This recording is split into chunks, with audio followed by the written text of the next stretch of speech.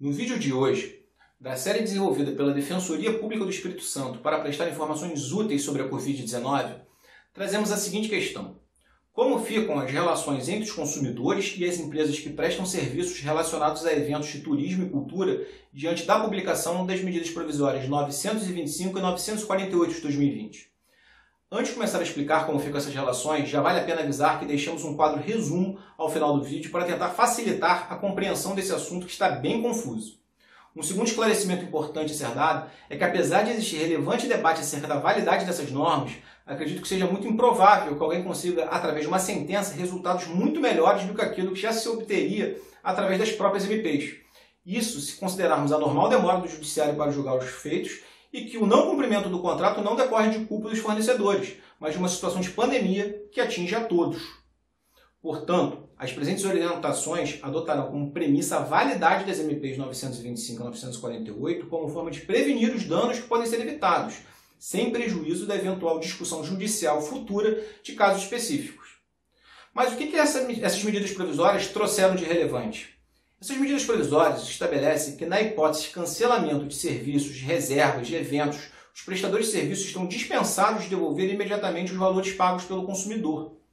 A MP 925, publicada em 18 de março de 2020, estabelece o prazo de 12 meses para o reembolso dos valores pagos ou para a remarcação de passagens aéreas, observadas as regras do serviço contratado. A MP também diz que ela é aplicável a todos os contratos aéreos firmados até 31 de dezembro de 2020. Mas atenção, essa norma não pode retroagir para atingir os contratos já cancelados antes de 18 de março de 2020. Essa medida provisória estabelece dois prazos distintos. O primeiro, em caso de reembolso, no qual a devolução deve ser realizada no prazo de 12 meses contados do cancelamento do voo. Apesar da lei não ser clara ao estabelecer o marco inicial desse prazo, parece que ao se referir às regras do serviço contratado, a MP acaba por vincular o reembolso ao momento a partir do qual seria devida a devolução dos valores pagos em condições normais, ou seja, no cancelamento do contrato. O segundo prazo é em caso de aceitação de crédito. Nesse caso, os prazos para a utilização desses valores é de 12 meses contado da data do voo. Apesar de não estar expresso também, parece claro que em qualquer hipótese, a cobrança de multas ou outras indenizações relacionadas ao cancelamento não são devidas nem pelo consumidor, nem pela companhia aérea, pois nenhum deles pode ser considerado responsável pela pandemia e, consequentemente, pelos cancelamentos dos voos. Já a MP 948, publicada em 8 de abril de 2020, abrange um maior número de contratos, pois tem por objeto atingir todos os contratos relacionados a turismo e cultura, o que acaba por também abranger as passagens aéreas. Essa MP autoriza os fornecedores a não devolverem os valores recebidos como pagamento dos serviços, desde que assegurem uma dessas três opções. A primeira, remarcação dos serviços das reservas e dos eventos cancelados. Segundo, a disponibilização de crédito para uso ou abatimento na compra de outros serviços e eventos disponíveis nas respectivas empresas. E terceiro, outro acordo a ser formalizado. A primeira atenção que devemos ter em relação a essas opções é que a escolha, ao contrário do que possa parecer, não cabe à empresa fornecedora, mas ao consumidor, já que o parágrafo 1º do artigo 2º da MP estabelece que as modificações da contratação ocorrerão sem qualquer custo adicional, taxa ou multa ao consumidor, o qual deve solicitar qualquer dessas opções no prazo de 90 dias contados da data de entrada em vigor da medida provisória, o que se deu em 8 de abril de 2020. Atenção, é muito importante que o consumidor faça essa opção dentro do prazo de 90 dias, como forma de reduzir os prejuízos que podem ser acarretados pelo cancelamento dos serviços da forma originalmente contratada.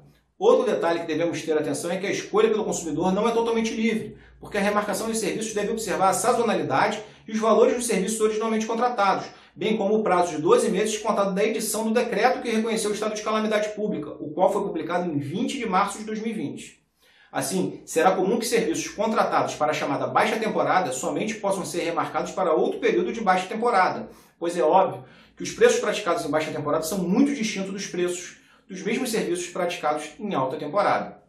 A disponibilização do crédito, por sua vez, tem prazo diverso para uso, pois não é contado a partir do início oficial do estado de calamidade pública, em 20 de março de 2020, e sim do término desse estado de calamidade.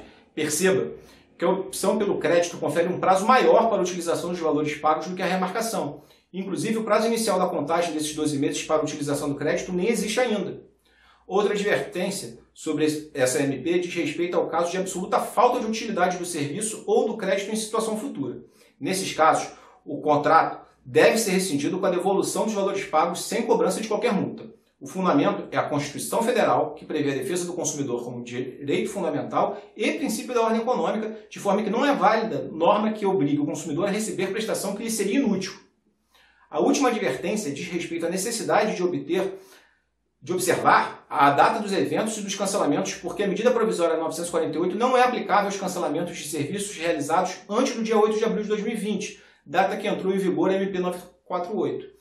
No caso específico de passagens aéreas, o prazo de 12 meses para reembolso dos voos cancelados é contado a partir do cancelamento. Já no caso de aceitação do crédito, o prazo de 12 meses é contado da data do voo, se o cancelamento foi antes de 8 de abril. Após essa data, o prazo inicial é contado a partir do encerramento do estado de calamidade pública. Confuso, né? Continuem acompanhando os vídeos para maiores explicações sobre os seus direitos no contexto da pandemia de Covid-19. Até o próximo vídeo.